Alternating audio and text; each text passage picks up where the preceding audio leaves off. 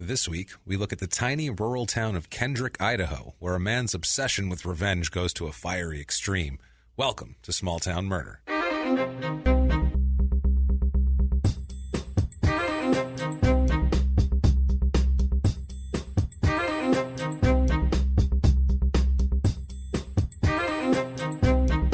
Hello, everybody. Welcome back to Small Town Murder. Yay! Oh, your yay is not off. It's not far off the mark. It's on the mark this week. Close. You have reason for yay. My name is James Pietragallo. I'm here with my co-host. I'm Jimmy Whisman. And we have so much to yay about this week. So much. First of all, guys, thank you so much for everything this week. Your iTunes reviews have been amazing. Yeah. You guys have you've come through for us like you couldn't believe. Like we're in shock that it happens every week. Like you just keep coming with it, and we're blown away by it. We're blown away by the support, and we cannot thank you enough. Yeah. If you haven't been on iTunes yet, if you haven't joined the tons and tons of people that do this for us every week, please get on iTunes. It takes 30 seconds. I realize that you got to sign in, but trust me, this takes so much longer than 30 seconds think about how much to of put a pain together. in the ass it is to remember your password, and then think about doing that for 5 days straight and not sleeping and trying to remember and all of this information. Yeah. So if you do that, it just helps us out tremendously. Give us 5 stars. It doesn't matter what you say. We don't care. You don't have to have a gushing love letter to us. Just say whatever you want. Say that you think cars go vroom, and we'll be like, they do. They do. Some Cool. of them, We're into especially that. the Mazdas. Yeah, they the do. Commercial says it.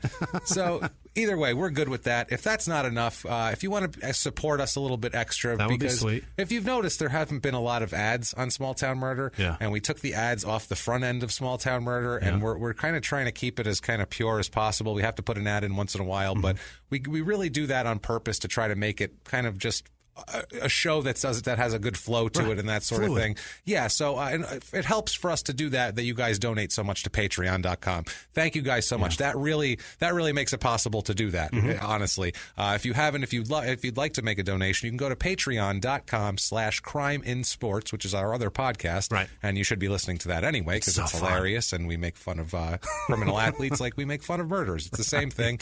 You can leave a donation there, or you can go to PayPal and leave a one-time donation there. Our address to get it to us would be crimeinsports@gmail.com. There you go. So all of those things to everyone who've done that this week, and we have a ton of shout-outs as usual later. So Thank sweet. you guys so much. T-shirts you guys are awesome. Thank you for coming through. Yeah. And I've been up all week long trying to sort through all this shit. Thank you guys so much for your patience with it. I haven't gotten one email or one tweet about where the hell is my shirt. Thank you. It's on its way. We told them 30 days, yeah, so that's true. we're in our window. We're almost there. Yeah, we're good. It's coming. So they're coming. They're going to be in the mail. Some of them are tomorrow. in the mail already. Yeah, there's already a batch in the mail, and tomorrow I'm sending out all of them. All your internationals, Yeah. everybody in my the wife UK my wife has been losing her mind. Oh, I bet. Well, thank you. Thank you to Lisa also, and of course, thank you to Sarah for all of our social media and all that. The support staff here. It's amazing. That's our only support staff. It takes a village, James. It takes a village. Our village is very small. Much like this town we're going to discuss here. Look at that for a segue, but it's not a segue because I have to throw the disclaimer in there first. I have to interrupt it with this disclaimer. Damn it. Everybody, this is a comedy podcast.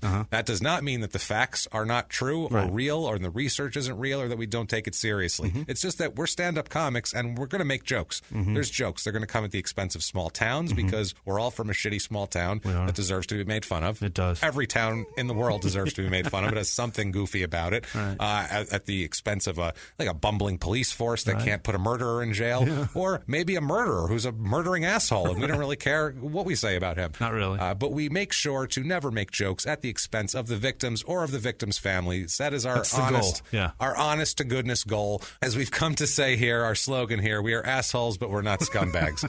So, yes, that, and we hope you find our ignorance charming. Yeah. It's the only things we have as far as disclaimer. Yeah. But if you're still around, if you're still listening, you're a good person. I shake your hand, say thank you. If you're not, if you think true crime and comedy never belong together, bye. Thank you so much for giving us the shot, but we're like a blind date that's not going to work out.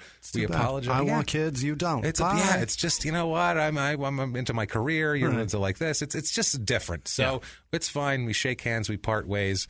But everybody else, get ready for murder. Here we go. Because we have murder. All Let me right. tell you something. Give me murder. Give me murder, damn it. Let's head out west in the United States. Here we were in Connecticut last week in the nice beach town of it was lovely East Lyme, Connecticut. Now we are way far away from that. We are going to Kendrick, Idaho. All right. Which is as far away from that as you can possibly. I'm familiar with Idaho. Yes, you are. Yes, you've been up in that area. Kendrick, Idaho, small town in the northwest part of the state. It's where Idaho gets skinny. Oh, all right. Where it's crunched there by Montana and Washington. Yeah, it's on the western border of Idaho, like on the border with Washington State. Over there, about 4 counties south of Canada. So it's a stone's throw from Canada. This is up there. It's in Latah County, and that is how you fucking pronounce Latah County. Trust me, because I looked up local news reports, and that's how people in Idaho say it. So you can complain to the news locally if that's not the way you say it personally.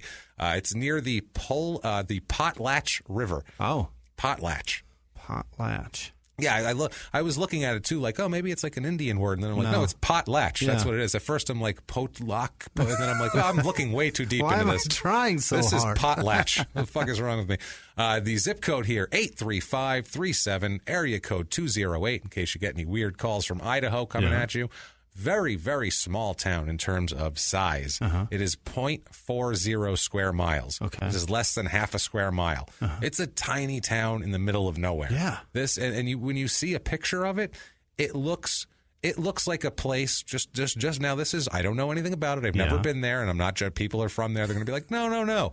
Just on looks, it looks like a good place to go if you'd like to start a militia and eventually have a standoff with the ATF. It looks like the place you'd want to go for that.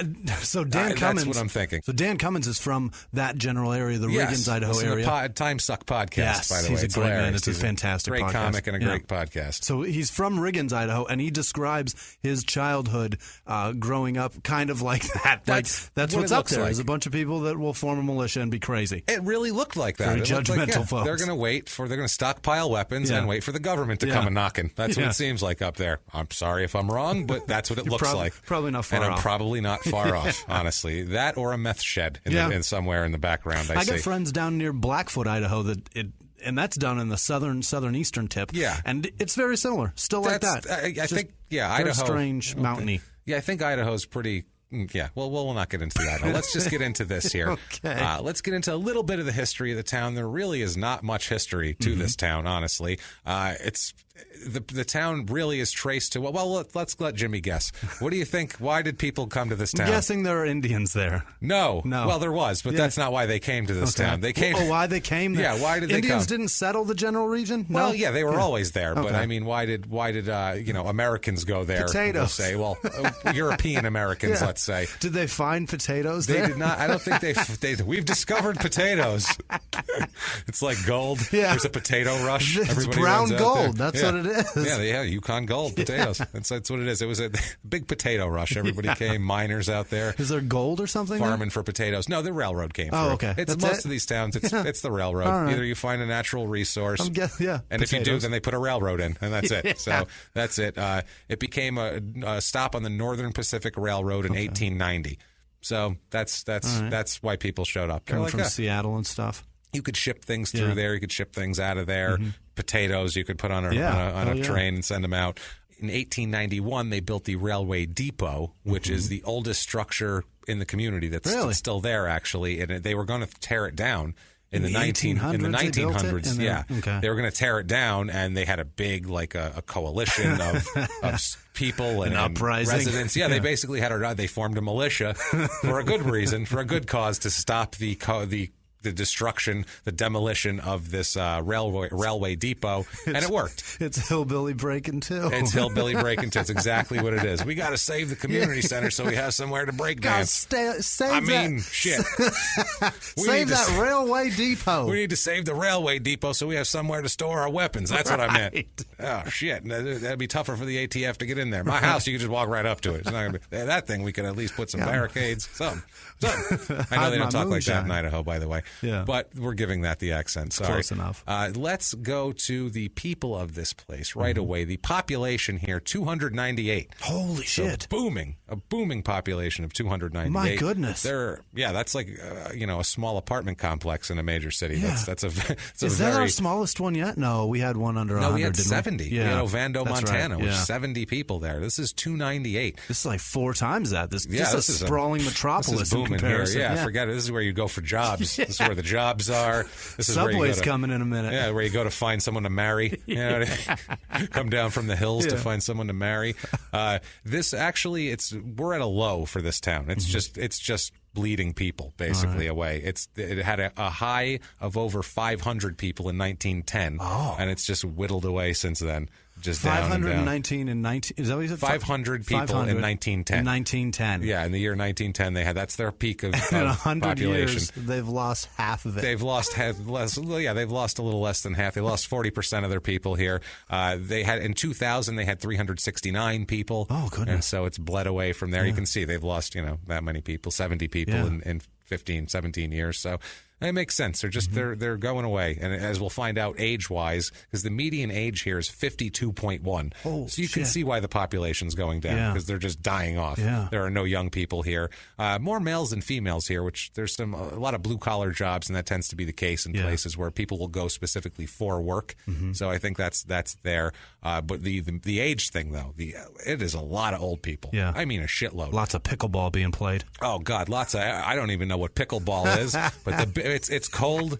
Is it an indoor sport? No, it's an outdoor sport. Yeah, that's a good point. This is all bingo, baby. It's basically tennis with giant hand. It's like you give to children, like a children's game. Basically, yeah. Like, what's a giant ball? You don't have the motor skills to hit a ball with a racket, so here we're going to give you a huge ball and a huge racket. It's mixing ping pong and actual tennis together. Okay, I've seen that before. Yeah. All right, I get it here. You know what it is. That's pickleball. Yeah, these people.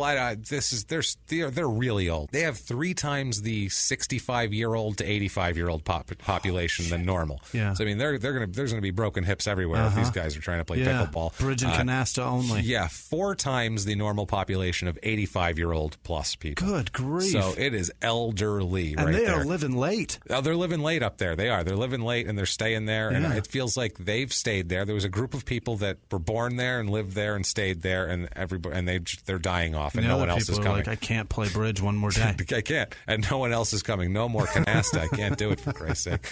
Every age group under the age of 45 is way below normal. Really? So it's like, it's clearly just a lot of old people.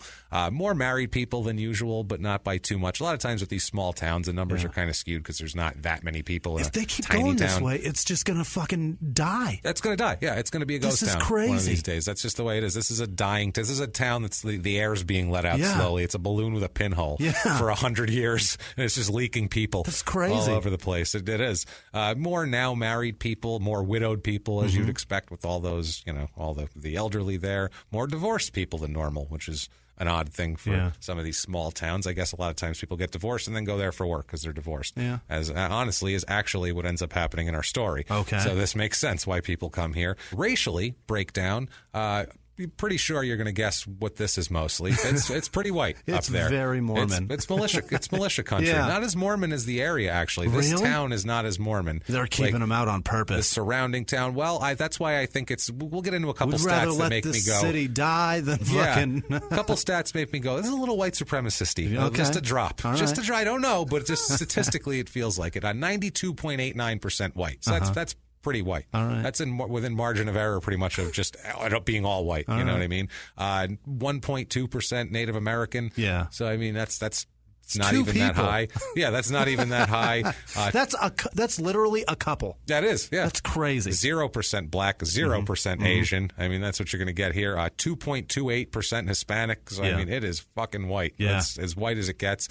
Oddly, though, not very religious. 30% religious here, which is way down from our normal 50% in the rest of everywhere. Yeah. 9% are Mormon, 9% LDS, 0% Jewish. Yeah. 0. That makes sense. Makes sense here, especially if it's a little on the skinheady side. You might be like, maybe we don't move there. Yeah. Unemployment rate is low there. It's not even 4. It's under 4%.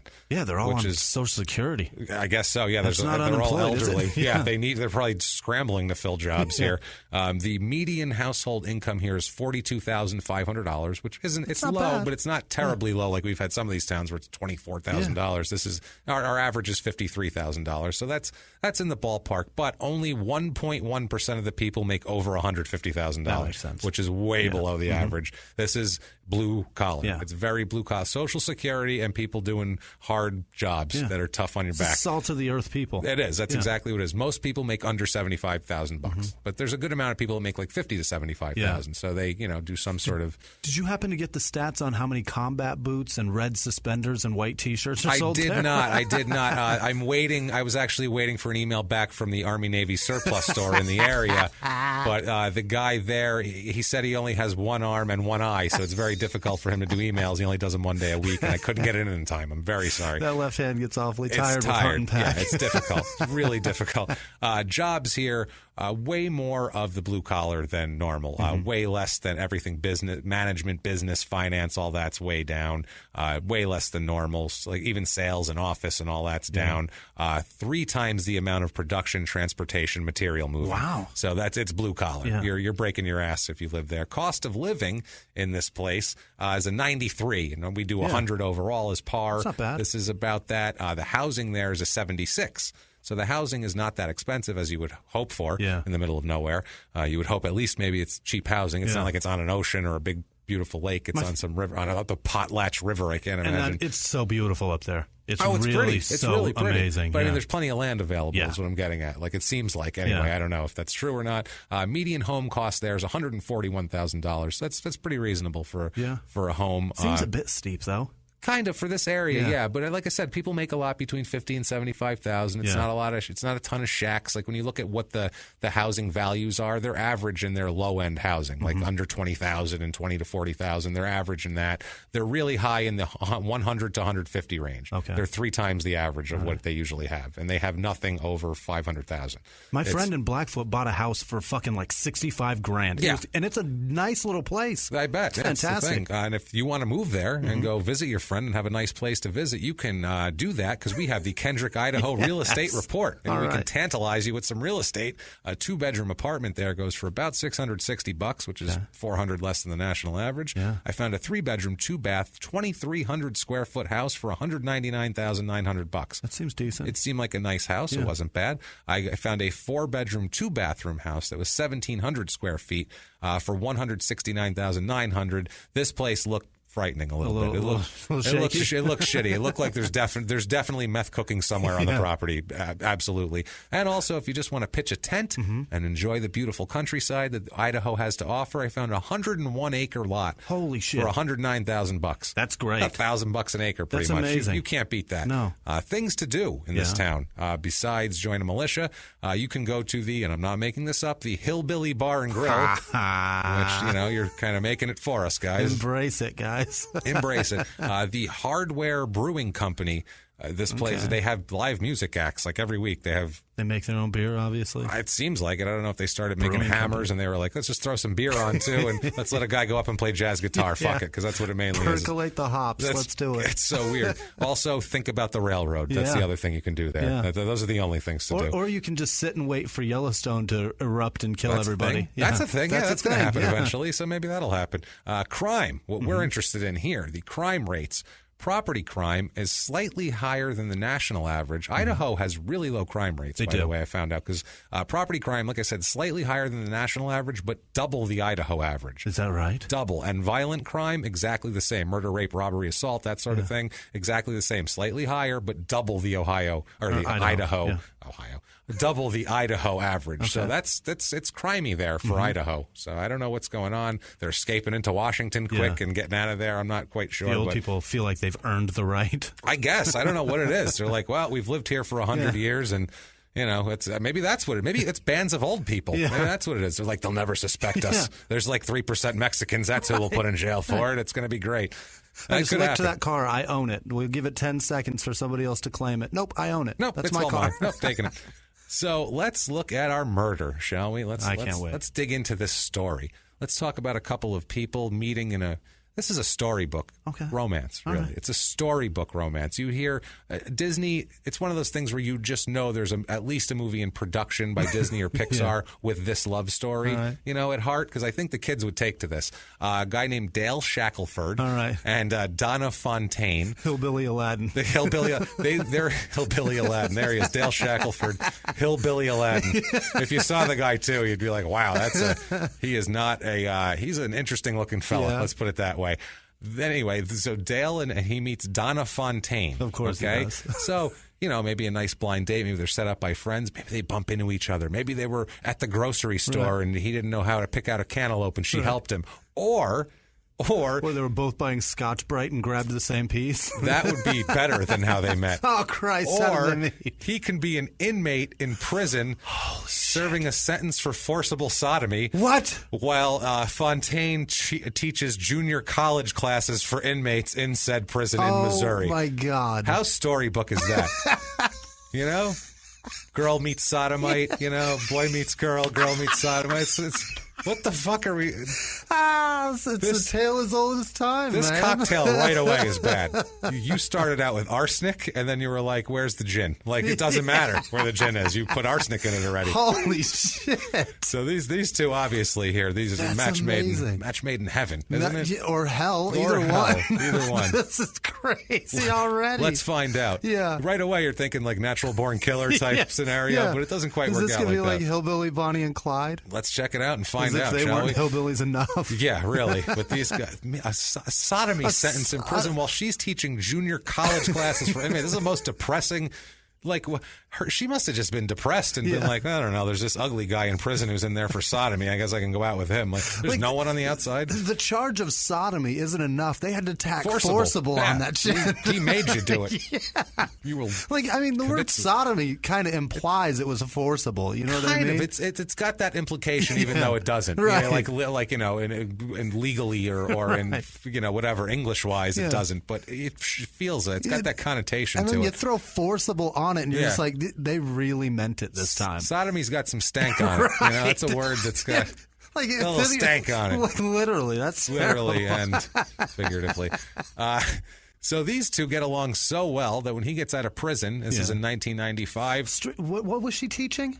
She was. I don't know which classes. She was teaching a junior college class. That's all I know. So he was furthering his education. I don't even know if he was in the class. Yeah. I just know that they met in prison. Like Maybe he might was not in even a health class trying to figure out where it actually goes. Possibly, but I doubt it. This guy doesn't seem like he has too much, desire to further his education. Just in general, we look at his life as it goes from here. Yeah. He gets out of prison, and Dale and Donna get married. Mm-hmm. Dale and Don. It's like a Cougar Mellencamp song, like we talked about. It's amazing. They marry in Missouri in December '95. I mean, there must have been doves flying around that they didn't even bring in. Just they knew to come. Yeah, they knew to be there. This attracted doves. It's such a wonderful relationship. But this relationship, shockingly, doesn't last forever. No, you would think. God damn it! If you can't make it work with someone with a convicted forcible sodomite who you met in prison, those two words together. Who is it going to work with, Jimmy? Who has any hope? Is what I'm getting at that point. We all have no hope. Guys, give up. Just give up now because this didn't work. So you in a happy marriage? It's not going to be happy for long. No. Obviously, if these two gems can't figure it out. They can't make it, guys. No one can. They're clearly betrothed. It's awful. So they get married December 95, but the relationship ends by the summer of 97. Mm-hmm. The relationship is over, and they actually finalized a divorce in November of 97. Right. So this is a 2-year marriage that from prison, obviously here, not going to work out. Donna accuses Dale of raping her in July 97, what ended the relationship, or when she was ending the relationship, he decided that this was a way to, assert himself in some way, shape, or form. Based on his history, this isn't far off. Charges were actually filed against him in early 98. For rape. Yeah. So he is facing 30 years in Missouri for rape. Of his wife. Of his wife, of now ex-wife. He is pissed. As this guy doesn't seem like he'd be very reasonable. No. He doesn't seem like he'd be like, that was wrong, and I deserve to be punished for it. I don't feel like that's the words that are coming out of his mouth. Just, a hunch from me. Instead, he swore revenge on Donna to anyone who would listen. And I mean anyone who would listen. anybody. He's just broadcasting it. He could go in to get $10 worth of gas. Yeah. They'd be like, can I get 10 on pump 3 and a pack of juicy fruit? And I am going to kill that bitch. Let me tell you something. I didn't rape her, and I'm going to go to jail for 30 fucking years. She's dead. Donna Fontaine. Do you know her? Like, it's literally that. We'll get into the craziness of this whole thing. Jumps into his car and grabs a CB. Breaker 19. I'm going to kill Donna Fontaine. That's what it is. Anybody got a 20 on Donna Fontaine? I'm telling you, that's exactly what it is. I'm putting the hammer down. Got to smoke you in my rear view. A random 20 on her. So she tries to move on. In the spring of 1999, she develops a new relationship. Good for her. She's 44 years old at the time, too. Yeah. She's starting over again. And I assume she's probably had a couple of startovers based on her willingness to date a convicted forcible sodomite from prison. I feel like she's had a couple of relationships that might not have worked out. Yeah. She finds a new relationship with a guy, by all accounts, seems like a nice guy who, he hasn't done any time for sodomy, which is a plus right away. Yeah. Fred Palahniuk. Okay. If that name sounds familiar, that is because he is Chuck Palahniuk's father. Okay. Chuck Palahniuk wrote Fight Club. He's the author who wrote Fight Club and several other books, but Fight Club is his most famous book. But yeah, he's that guy. This is his father, He's Fred. Got Fight Club money? He does not. Fred does not have Fight Club money at this point. And Fight Club was becoming very popular, but this is 1999. If you remember, that's about when the movie came out. So it's okay, but he's not he's not writing book after book that are bestsellers at that point. Okay. Fred actually is a retired railroad brakeman. Oh. So no book money for this guy. He's a United States Navy veteran and a retired railroad brakeman. So fucking hardworking man. Hardworking guy. Yeah, he raises a son who becomes an author and all that. Good for him. A brilliant one. A brilliant author. Yeah. If you're into that, what whatever. What a movie. What a book. The book is so much better than the movie. Like the book is real. The movie's so whiny. I love when people say that.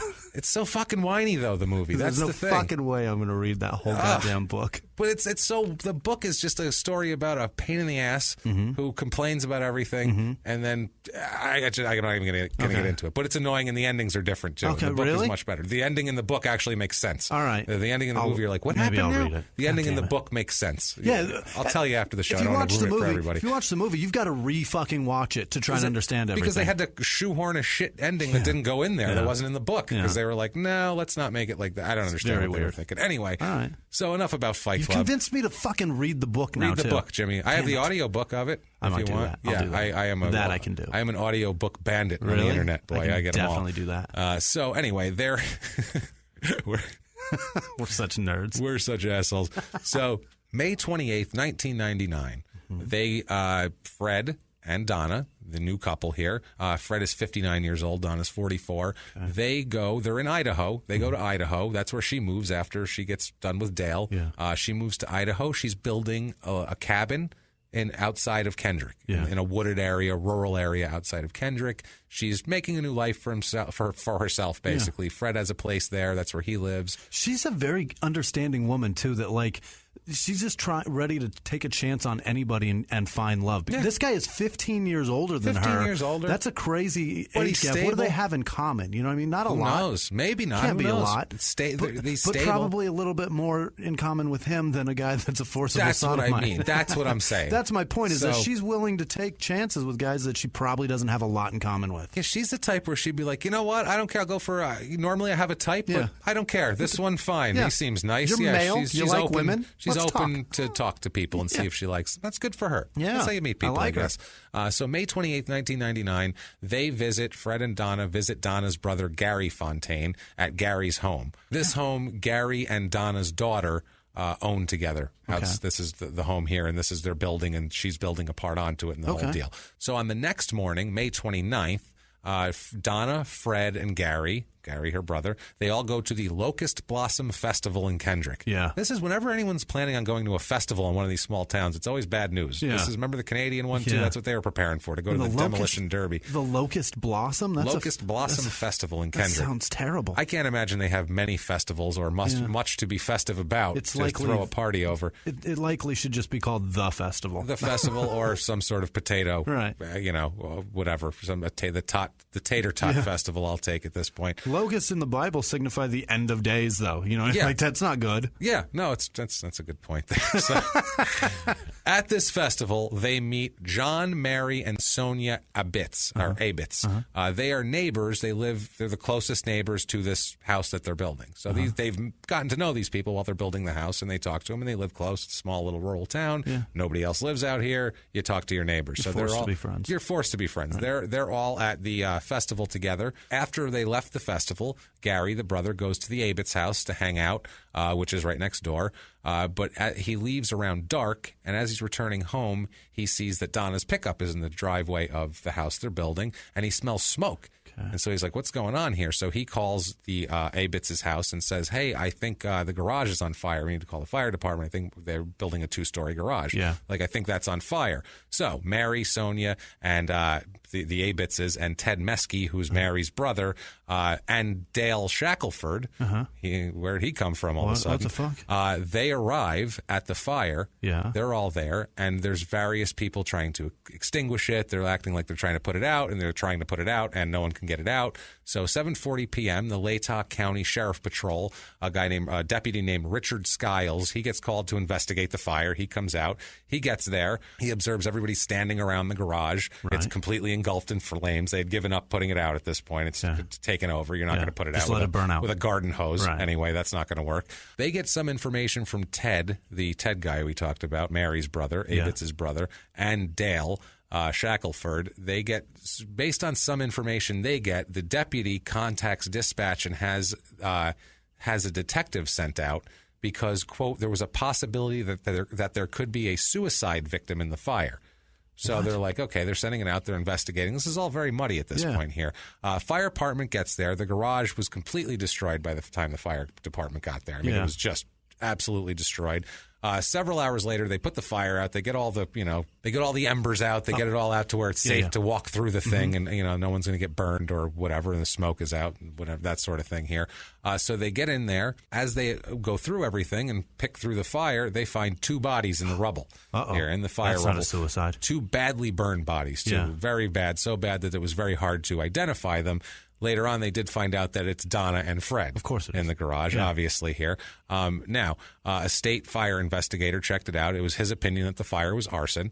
A Dr. Robert Sehack conducted the autopsies on the remains. They're severely burned. Yeah. Also, though, interestingly enough, they pull shotgun pellets out of Donna's right chest region. Oh, Jesus. And a .32 caliber bullet out of the back of her neck. Oh, my God. So, I wonder how that... The fire doesn't cause that usually. No. And Fred also had a .32 caliber wound in his chest. Okay. So, clearly something else is at play here. Something's amiss. Something's amiss. Everything it's a little smells bit like odd. gas. Yes. The doctor, the forensic guy, he says that, the bullet wounds were the fatal thing, not the fire. They were dead when they were in the fire. So, they're dead. They're shot to death, burned to death. Yeah. What the hell happened? Yeah. How did this come about?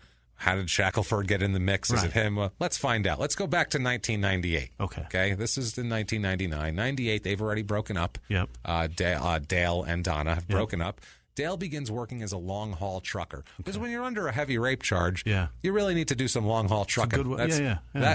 This tells you that anyone can get hired as a long-haul trucker. He's got sodomy convictions and literally an ongoing rape trial. And they're like, come on board. Come on You're board. Good. Yeah. Can you stay awake for like 12 straight hours? All right, good. Get in there. Do you mean the one job that you want, the one job that facilitates like the most rape possible? Sure, climb in. Yeah, climb on in. Let's go. Saddle up, partner. Rest stops from here to the ocean, buddy. Do it up. Just people to rape like nobody's business. You mean the one where it's easiest to blow into town, rape somebody, and blow the fuck out of town? Yeah, that's the one. Yeah. Climb in. Climb on in. So that scares you right there. Can you pass a piss test? Let's go. No problem. I guess he can. That's the one thing he's got going for him. He can pass a drug test. He's not on weed, so it's okay. Well, he is a sodomite and a rapist, but he's not smoking pot like that last guy we had in here with a clean record. So let's get him out of here. So he begins a long-haul trucking, and eventually in a few months starts his own long-haul trucking business, Shackelford Enterprises, because it's an enterprise with this guy, obviously. I have a feeling he's a Star Trek fan or some shit like that, and that's where he got it from. Something just tells me that it's something douchey. Yeah. It's not, because who the fuck names their trucking business Enterprises? I'll bet he doesn't even know what that means. Probably not. No, he probably just saw it on a rental car and it was like, Enterprise, I like that. Sounds That's fine. Great. I could do that. That's a big word. Yes, he meets a woman He meets Martha Millar. I don't know how this guy's meeting women, first of all. I know people who are normal and can't meet women. This guy's he's a mess, and he's a trucker and everything else. He's got women coming out. I've fallen from the ceiling at him. He begins a relationship with this Martha Millar. They meet. Well, guess what she does? She's a long-haul trucker, too. Of course. So, Marge over here, Large Marge from Pee Wee Herman, I figure pulling up. They met at a Love's in Kentucky or some shit. Oh, they did. They did. They were both waiting in line for the Subway. That's what it was. They're like, I'm going to get me a turkey. I'm going to get that. Waiting online. Let me get some gas station roast beef. Let's do this. They both reached for the last big cookie, I think, and then it was just magic. I said, big cookie. We'll share. White chocolate macadamia nut. That's what they always have there. Did you get Funyuns? That's disgusting. It's going to taste terrible when I kiss you. That's all I happen. Eat, too. It's going to happen. Yeah. He tells her, Dale tells Martha just constantly how much he wants to kill Donna. Oh, God, does he want to kill Donna? Jesus, all he wants to do is kill Donna. Good grief. It's like, what do you want to do now? You want to go to the movies? He's like, maybe we could kill Donna. Like, it's literally like that. Like, everything is like, well, we could just kill Donna and then get it over with. Tells her, Dale tells Martha that he would be hers forever if she helped. Yeah. So this is a poor, desperate woman who's probably had some horrible abuse and something to make her be open to this shit. He told her, if you help, I'll be yours forever. I'll be yours from all yours. Oh, boy. Like, what a prize, right? Yeah. She speaks to her friend, and she's taking this to other people. Okay, she talks to a friend. They work out an idea, and then she comes to Shackelford with an idea. She comes to Dale like, all right, check this out. Listen, I talked to Margaret, and she said... This is what they got. Okay, the idea was, she said it was to cut her brake lines, dismantle, she said her fuel line, and put it near a spark plug so it would burst into flames. What the fuck? That's her idea. And she talked to Dale about it, and they talked about how this would be done, and he said, well, I have to be far, far away, so I have an alibi. Yeah. Like, this whole thing, it's crazy. Listen, everybody in every county knows that I want to do this. So. Yeah, I've been telling everybody. Like, I told my parole officer, I cannot wait to kill this lady. They let me out for some reason, but here I am. I called the girl I sodomized and told her. Yeah, like, she was on board. She was on board. She had an idea, actually. It's really weird. So, late 98, this is going on. Nothing had happened from that. Dale again asks Martha, like, hey, what about that killing Donna thing that we talked about? You still up for that? Because he's negotiating this like a threesome. This is crazy. Yeah, that's like, what he keeps bringing it back up. Chipping away at it. Like, he's going to, hey, that girl, yeah. Like, he's a little at a time. Yeah. A little at a time. What a dick. This time, this idea, he says, look, you're going to get caught here, but I'm going to get you a lawyer and I'll get you off. And here's how this is going to work, right? Bad idea right away. He told her that she should take a gun and put it in her fanny pack and go down to the courthouse when she's down there, because by this point, Donna had become a lawyer. Donna got her law degree by this point and become a lawyer. She's a hard worker, this lady. I'm into her. She's good shit, Donna. She's so sweet. Good for you, Donna Fontaine. She gives a shit. Yeah, with lots of shotgun pellets in her now and severely burned, but at this point, she was trying. She's trying so hard. The plan was for Martha to just go at the courthouse, walk right up to her, and shoot her. She's supposed to empty the gun into her and then just stand there, quote, like a crazy person. Oh, boy. That's the thing. He told her that, the cops and police are going to tackle her, but she'll get off on an insanity defense that he'll pay for, the lawyer for. Of course. So it's amazing. He told her to, quote, shoot her like a dog also, which I don't know who's shooting their dogs. But they've been doing that together, too? Probably. That's probably how this all started. If I told you to do anything like a dog, would you? The only thing I would know is fuck. That's the only thing I know. To eat shit in the yard, maybe piss on a wall, hump something. I don't know how to kill like a dog or shoot her like a dog. Shoot her like a dog. I would not know how to shoot a dog. That's an old Southern term. They say beat him like a dog. And it's like, why are you beating your dog? I don't know how to do that. Yeah, don't beat your dog. That's not cool. So on October 5th, 1998, it's a Monday, they put this plan into action. Oh, boy. She had her friend Helen, Martha had her friend Helen, drop her off by the courthouse. Yeah. And she said she walked up past Donna's office because she had an office here. She said she came from across the street and Donna came walking out of her office. She was wearing her fanny pack. She had her gun in it. And Donna went into the courthouse and came back out, walked past her again, and she didn't do anything. She didn't. She said she had her fanny pack open. She had her hand on the gun. She was ready to do it, and she said she couldn't just couldn't do it. Good, because she's not an asshole. Yeah. She just is desperate, obviously, but she just wants a husband. She's not a piece of garbage who's going to shoot a woman that she doesn't even know in the street for no reason. You would think, okay, let's call this whole thing off. Not quite. Not quite. Okay. April 1999, Dale makes a bomb to try to blow Donna up. This is accelerated. This is getting a big difference. This is he's like Wile E. Coyote. He's just ordering shit from Acme. Like, let's do this. Let's drop a giant boulder on her head. We'll strap it up. We'll get her on. We'll put something down and go meep meep, and then it'll fall on her. It'll be great. Let's order a Wurlitzer and get a crane, and we'll just wait for her to walk under it. And then we'll drop it on her. It's a big piano right on her head. Unreal. So now there's a bomb involved. He made a bomb, and he asked a woman named Bernadette Lassiter to take the bomb to Caledonia, Missouri. This was a laundromat that Donna frequented, to go in and blow Donna up.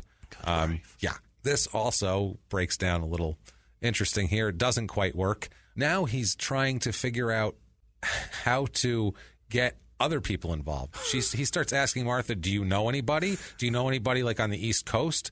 Because she's from Connecticut. Yeah. So he's like, maybe you know people in Connecticut who would come out to Missouri. He's so dumb. He's just like, you're from Connecticut. You're probably mob connected, I'm sure right? there's, murderers. Right. So he said that, she said that she would think about it. She said all her phone numbers were at her office, and she doesn't know. This is before you had a cell phone with all your numbers on it. So finally, after all this, he gives up on this whole thing because she goes to Idaho in 99. So in May 99, Dale tells Martha, quote, I'm going to Idaho and do what you couldn't do or what I couldn't get anybody to do. Holy shit. He's like, I'm going here so I just picture him. He put his bindle on with a stick in his thing and goes, going to Idaho. He's like a 12-year-old. Yeah. I'm angry. He's like the kids in Stand By Me going to see a dead body.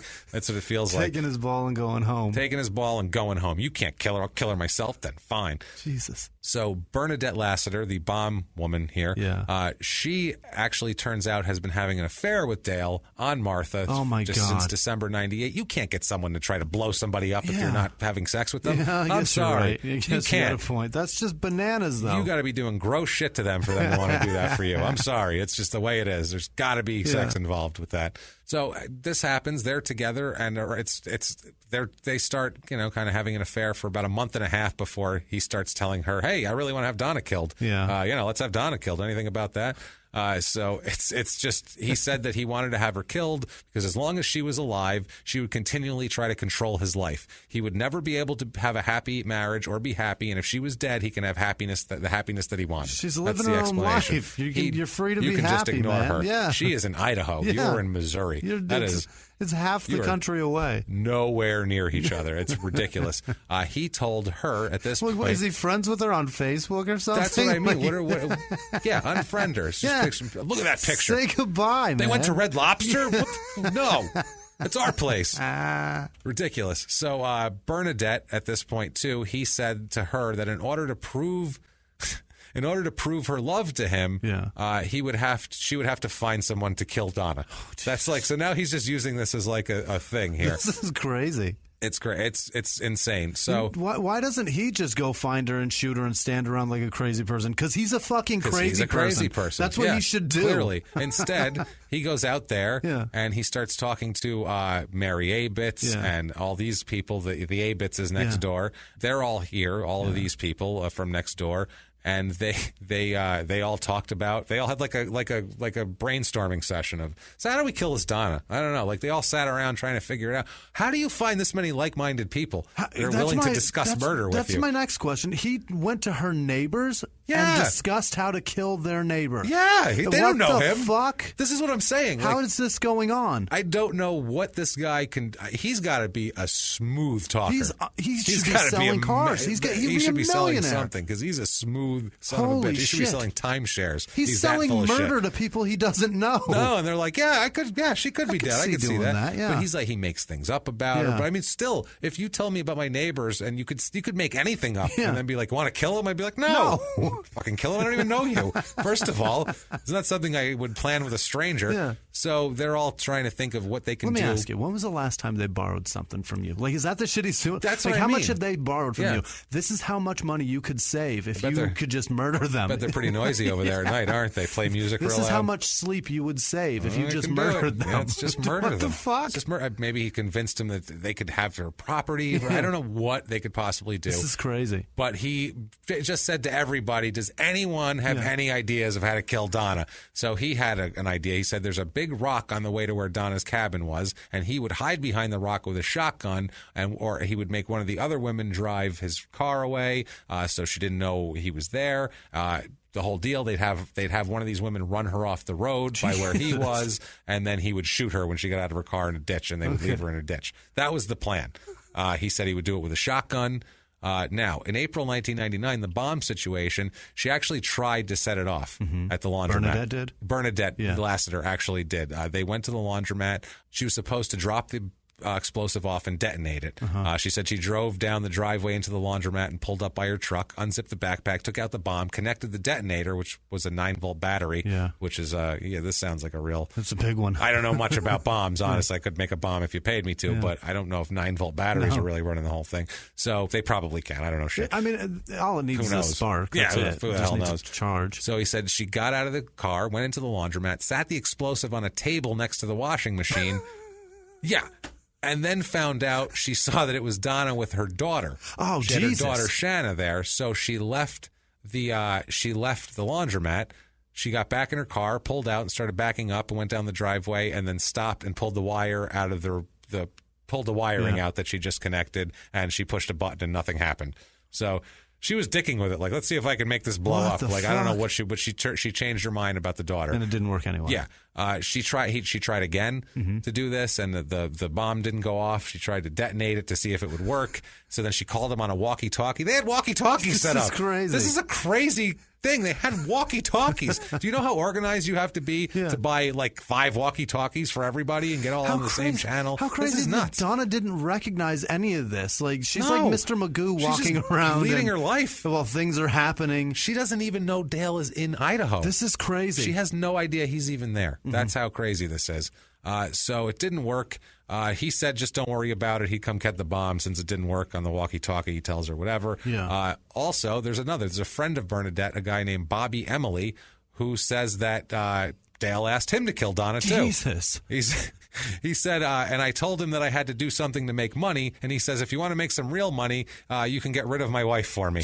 And which is amazing. She's not your wife, bro. It's over. Yeah, he told her that. He also asked Helen Hayes, who was an employee of his at Shackelford Enterprises, who he was, of course, having an affair with, if she would also He gets kill Donna. everybody to fuck him, and he tries to involve them in the murder of his ex-wife. This is bananas. He has recruited like 6 different people to try to kill his wife. He's got a group, like a think tank going on. Yeah. He's really working this thing. And nobody said anything to the fucking cops. He's got a big storyboard on the wall where it's like, this is nuts, man. So this guy here, Helen Hayes, the employee, offered her $5,000 to get rid of. So $5,000 from what we've shown, that'll get you someone dead. It seems like if you get someone desperate enough, that seems to be the going rate for like just a regular schlub person. You know what I mean? Average going rate. It sounds like. Yeah, it sounds like it. So he asked do you know anyone who could do it? It's ridiculous. They couldn't find anybody. Obviously, this is crazy. Now, a few days before the deaths, a neighbor of the Abitzes and of Donna, and also a guy who knows Dale, a guy named P.J. Baker, had a conversation with Dale because Dale was driving at night with no headlights on his car. And he said, why are you driving with no headlights on your car, moron? And he said he doesn't want anyone to know he's here. Only Sonia Abitz knows he's here, who at this point he is now engaged to.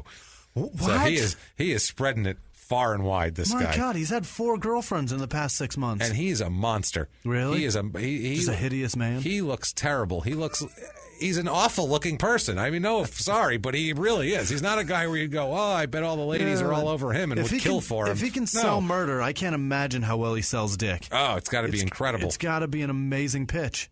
He's probably got a whole thing, I'm thinking. He's got to have a sales pitch because there's no way he can go in cold and just get murder and women out of everywhere with this guy's face. He also talked to this guy about the PJ guy about an alibi. Yeah. He said that's, he needed an alibi, so he wanted to use an alibi to say that PJ and this Katie woman had lunch with him. Mm-hmm. So the whole thing is now they're talking about alibis and all this. And he also said, he asked him if he had any idea how to get rid of 2 bodies. Like, how would you do it? Let me ask you a question. If you had a couple bodies you needed to get rid of, how'd you do it? That's what they said. So this is, He's just not real careful. No. Let's just put it that way. He doesn't give a shit. Who knows? No, he's telling everybody. He would put an ad on Craigslist, this guy, today. Looking for anyone know how to kill Donna? Yeah. Just fucking nuts, this guy. Facebook has recommendations now. He'd be doing that shit. Anybody know how to get rid of 2 bodies? Recommendations. Yes. So after all of this, I need recommendations. Right. So after all of this, he'd be Yahoo Answers. Yeah. He'd be looking for that. So... After all of this, Ask Jeeves. The authorities are gathering information. They're talking to, these are the only people around, so they're talking to them, and people start, guess what? They start to talk a little bit when there's a little bit of evidence here. They also find out that Donna was the only witness against him on that rape charge. So that's going to fall through if she's dead, which is what the whole thing was. That's why they think he killed her, which seems fair to me. Also seems like he probably had a little bit of a an obsessive jealous thing going on, possibly just based on his actions. And we looked at his ID, and his home address is 800 miles away. Yeah, like what the fuck is he doing here? It's ridiculous. So the theory of the crime here is that Dale hid in Idaho without telling anybody except for Sonia and this PJ guy, and then everybody that he tried to make plans with. Everybody but Donna knows he's there. Waited, ambushed Fred and Donna when they came back to the cabin. They think he shot Donna in the back of the head with a .32, which caused Fred to turn around, obviously, because there's a loud gunshot, and then he shot Fred in the chest when he turned around, and then went off and polished Donna off with the shotgun, just for good measure, because he's pissed at her, so he's gonna let's tear it up with the shotty too. Gotta make sure she doesn't live. Gotta make sure she doesn't live. And my life, she's ruining it. So she's ruining it completely in Idaho, not paying attention to me at all, or nothing. It's not even like he was paying her alimony. She's paying me such little attention. She didn't even notice I was in town. That's what I mean. A town of 278 people. Didn't give a shit. Didn't care. Didn't want anything to do with it. The defense here, because they're going to arrest him real soon here for this, obviously. Surprising. His side says that it must have been a murder-suicide. They must have been. Must have been. It was probably Fred killed Donna and then killed himself, and then set the whole thing I saw on the fire. smoke from Missouri, so I drove right over. I said, I got to help out. I don't know how the firemen are up there. I don't know if they need any help, but I have experience trucking, so I'm a trucker and a sodomite, so I can get this done. Dale is charged with two counts of first-degree murder, one each of first-degree arson, conspiring to commit murder, and arson, also preparing false evidence. He faces the death penalty if convicted. Wow. Also charged in the case is his fiancée, currently Sonia Bitz, her mother, Mary Bitz, and their father was originally charged too, John. The whole family got involved in this. This is what I mean. He gets into this family. She's a 31-year-old woman, this Sonia. Wow. Gets engaged to her and then recruits her family to plan murders for him. Like, this guy has some game. Unbelievable. They did drop the charges against the father, John. All they had were perjury charges against him for some false statements, but they took that off. They argue, Shackelford's lawyers argue, that at the time of the murder, he was miles away in Lewiston. He was checking on a truck there. He had a long haul truck he was checking on, and they again said, "Look, this is a murder-suicide, obviously, of course, or it's an actual accidental shooting involving a teenage brother of Sonia's that might have happened." They're like just throwing shit everywhere around. That's the craziest theory. Like, who shoots somebody twice and then shoots themselves in the chest? First of all, and let's say that the tables are turned and she's the one that shot him. She shot herself in the back of the head, and that didn't work, so she grabbed the shotgun and shot herself in the rib cage. Or that's why they're introducing also maybe it was a 16-year-old, that it was an accident and all this. Yeah, complete accident. This is the equivalent of taking handfuls of spaghetti and just throwing it at the wall and seeing how many strands stick, and you're like, maybe. Let's see what sticks up there. Fucking ridiculous, man. Prosecution obviously argues that he was hiding his presence in Idaho from her in plain sight and ambushed her and killed her with the shotgun and the .32 caliber. That's the most plausible answer so far. Seems plausible to me. Now, they do jury selection. This is in November of 2000. They do jury selection. It's a closed-door deal. And then they decide to sequester the jury, too. This is going to be a sequestered jury. This is they even do a little OJ thing here. The jury gets to travel to the actual murder site. Oh, Jesus. They take the whole murder where the bodies are and the guns were found, because the guns were still there too. They get to see where like the truck was and where the spent shotgun shells were and that sort of thing. It's closed to the public and press, obviously, to let them go through here. The only people present for this were the jury, the judge, the prosecution and defense attorneys, and Dale Shackelford. Okay. So he got to go back and relive this, which he kind of probably got a kick out of because he's a scumbag. Yeah, he's one of those people. Also, too, they had sheriff's deputies in plain clothes to maintain a perimeter, the whole deal. They really made it like so it was a closed thing. They didn't want any press, creeping around the outer edges, taking pictures of all that. So at trial, there's a whole lot of people to testify against him. Not only all the people that we mentioned, by the way, everybody I just mentioned, all testify against him and tell exactly what we just heard. Like, that's everybody was like, no, I know everything. I'll just tell you everything you need to know. We had a chat. Here was a theory that he wanted to do. Here's another one. Here's another one. Here's another one. Here's another guy, another woman here, Suzanne Ninachuk, who knew Dale, had a couple conversations with him in the summer of '97, and she said that Dale was saying that Donna was an ugly person, that he was going to destroy her, he was going to destroy her financially, going to destroy her professionally, that he's going to destroy her relationships with every friend and every family member, and that he said that if she had any, that she said that she abandoned him on a mountain. And something about it gets real convoluted from there. It's very weird. He said that he loved her very much, but he couldn't live with her, and that she was a controlling, manipulating person, and that he was going to kill her. Good grief. Talk about the pot calling the fucking kettle crazy. Yeah. What the shit is this? Yeah, this is insane. He, at this point, says that he could make it look like an accident, he's telling her. He said that he could, find her with the truck and just kill her with the truck and make it look like an accident. Like, that's random. Yeah. You happen to run someone over by accident with your truck. Holy shit, it's your ex-wife that's bringing you up on rape charges. The luck on you, buddy. Wow, amazing. His plans are terrible. He's, like I said, spaghetti at the wall.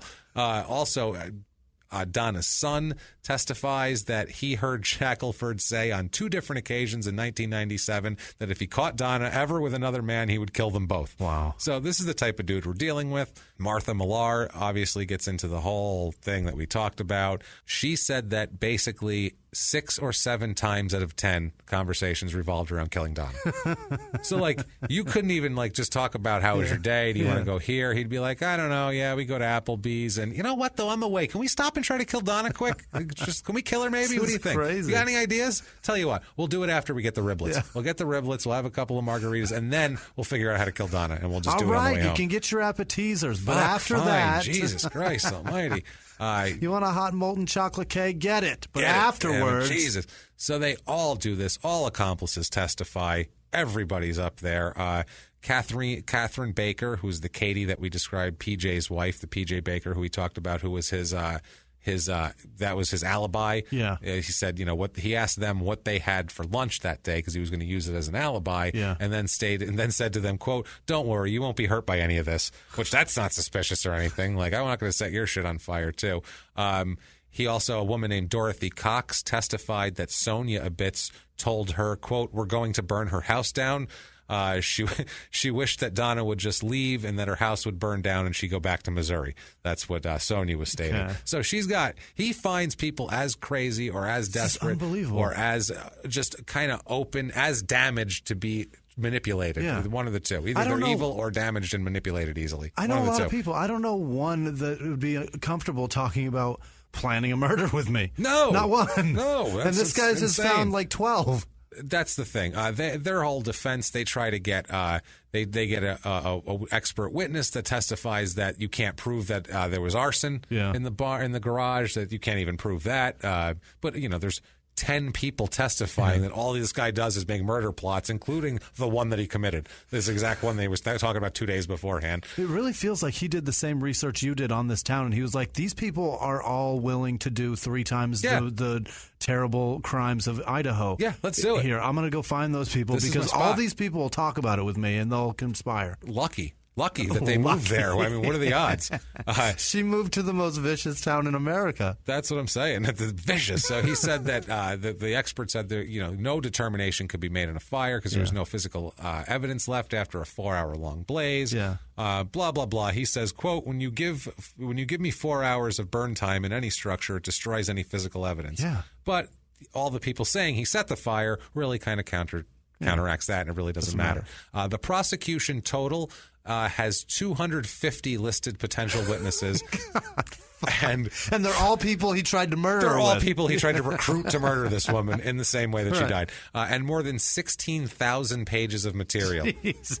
So, holy shit. Open shut, man. Shackelford's lawyers were overwhelmed. They're like, Jesus, how many people did you tell, man? They were like, I don't know, murder, suicide, what the fuck do I know? Like, literally, that's all they had. Maybe it was a 16-year-old. Maybe it was that knows? Brian kid from next door. I don't know. Like, he'll get off. I figure that's what, I honestly think maybe Sonia was like, say it was my brother. He'll get off. He's only 16. Like, that's the sickness these people have here. It's fucking nuts. While he's in court, the jury doesn't know that he's even in jail. Really? Like, they don't know if he's released on bail, in jail. They're not told. The lawyers file a thing so he can wear normal clothes. That's nice. So he comes in and wears normal clothes. So they have no idea. They don't even know he's like in the building in jail while they're deliberating. The lawyers kind of conceal that they don't tell the jury. It's one of those things. If a guy's not in jail, he looks better than if he is in jail, he looks basically. a little less guilty. You look more guilty if you're actually sitting in jail, whether that makes sense or not. If you show up into the courtroom in shackles and stripes, you look a little more like a prisoner. It looks a little shady, is all I'm saying. So they're sequestered. It took them 2 days of deliberation. Really? Actually, to do this, the juries. 2 days of deliberation for this jury. They ruled that he fabricated false evidence, set fire to the building where the bodies were found, and that he conspired with his fiancée, Sonia, and her mother, Mary, to commit these murders. Both women live next door. They're both in jail, awaiting their trial now as co-conspirators in the murders and arson. So they find him guilty on all charges, 2 counts of first-degree murder, first-degree arson, preparing false evidence, conspiracy to commit murder, conspiracy to commit arson, all of that. They are seeking the death penalty. The prosecutor, William Thompson, said his office will definitely seek the death penalty on this one, but it's a minimum of life in prison for this guy. They were individually polled for everything. So he got to hear the word guilty 72 times from these jurors. So that'll really cement it home that you're guilty, asshole. Shackelford's attorneys are disappointed. They said, quote, time, distance, and volume of information made it complicated. They each had to say guilty on every charge. On every charge, because they had to go through and poll. 12 fucking people. Yeah. Brutal. So that's just sit there and just sit through that. That's an uncomfortable day in court. As they had a leg brace on him that locks up if he tries to run. As the evidence is being written, I guess they don't trust him. That's fascinating. That's a great invention. It is a great invention. They do that. They have different chairs that they can put him in. It's really weird too. They'll have like lawyers argue and do briefs back and forth about what China chair their client's going to sit in or what the. It's really that. I guess it's all showmanship. Did he just sit silently as they did the? He sat silently. Didn't say a goddamn word. At least at the 12th juror, as he gets to number 4, just why didn't he just go? What's the fucking matter? Can we just go? All right, fine. I'm guilty. We get it. Eat shit. But no, he sat there. They said he didn't flinch, didn't make a face. He just sat there trying to look stoic. A lot of these guys do that. They want to look stoic. They can't admit that you got them. Yeah. You know what I mean? So the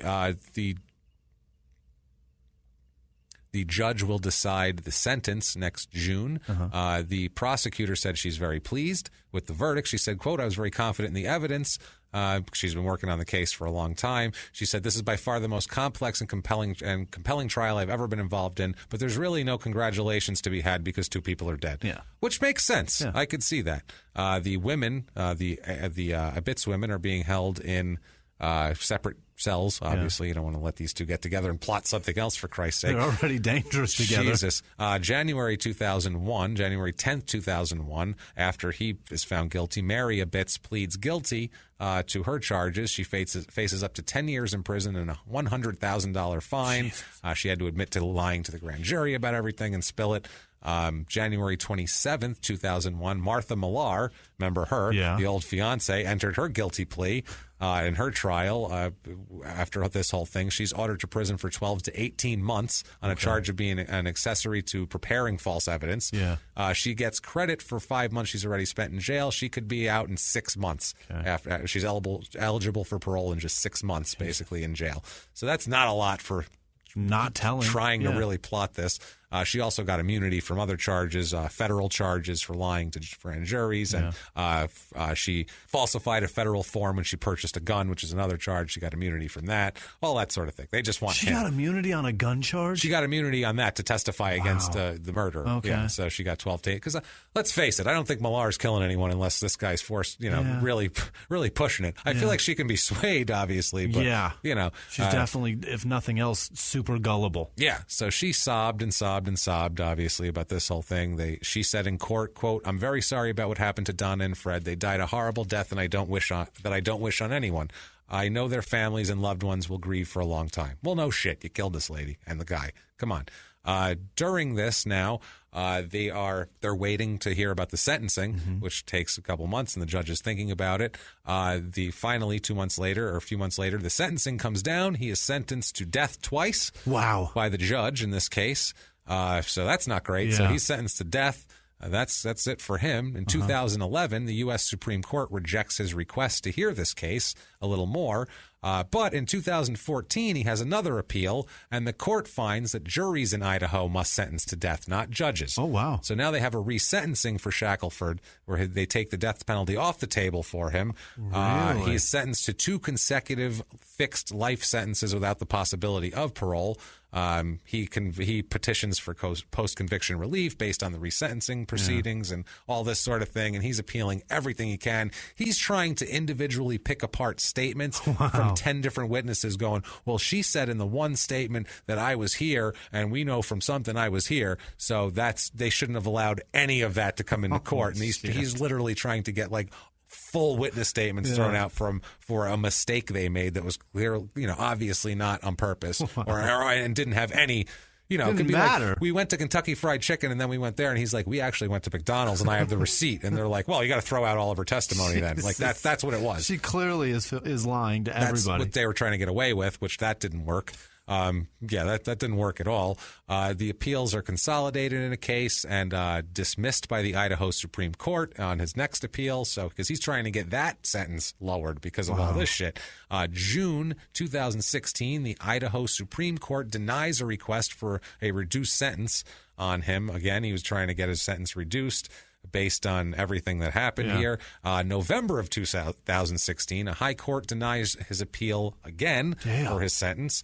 He claimed that this time he was claiming that the district judge, John Stegner, erred during his resentencing and everything. He tried to do the witness statement thing that he did for the trial, and he was like, well, they also used that in the resentencing, so then we throw that out too, and I can just go home, right? It's cool. Yeah, I got trucking route to hit, and I got Shackelford Enterprises. It's booming right now. So they do not listen to him. They reject everything. His sentence stands 2 consecutive life terms upheld by Idaho's High Court. Right. Like we said, the U.S. Supreme Court already said they weren't going to hear it, so that's him. He's there forever. Eat shit, Dale Shackelford. Hillbilly Aladdin stays in prison forever. Hillbilly Aladdin does not get to ride his magic carpet anywhere. Dale Aladdin? Dale Aladdin. Hillbilly Dale Aladdin not riding his magic carpet anywhere. He's like the genie confined to a lamp now. He Deal is. with that. Poor Fred is buried in Benton County, Washington, and I had a hard time finding Donna's grave. Feels like they wanted to keep it private. Probably. But he's in Benton County, Washington, poor guy, and his son wrote Fight Club, and that's there that. You go. That is Kendrick, Idaho, and that is a crazy ass case of one lunatic long haul trucking asshole. Man, imagine.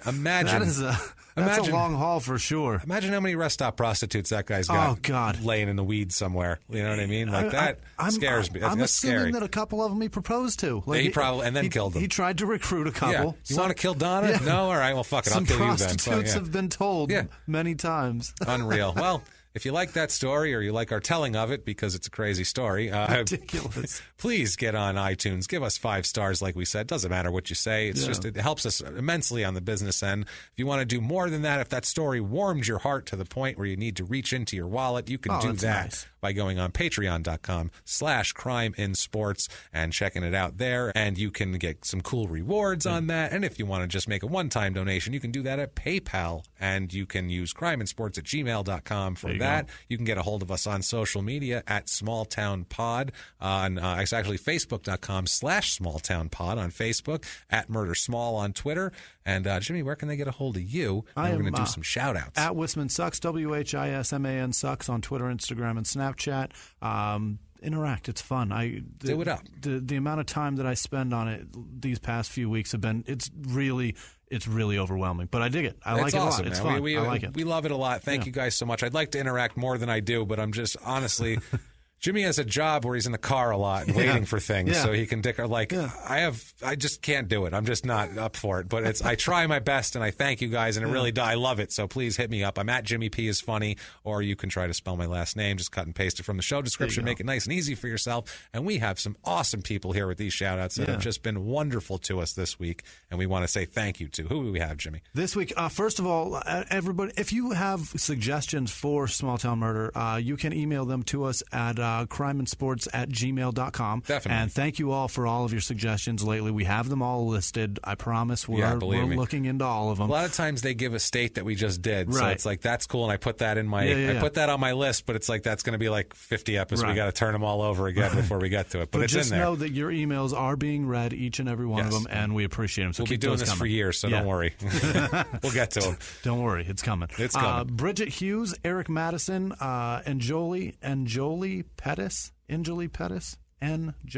Pettis, I think. I'm not sure. Thank you. Daniel Spear, Jack Wright, Jessica Landron sent a nice donation. Thank you, Jessica. God, so nice. Which one was that? That was PayPal. Thank you so much. Jess. Appreciate it. Just wow. Can't thank you enough. Really. Yeah. Madeline Dahl, Sierra Thornton, Kelly Jo May, Brian Duggan. Claire Genevieve LaFleur donated upped her Patreon to get you to do a specific movie over on P.S. I Hate That Movie.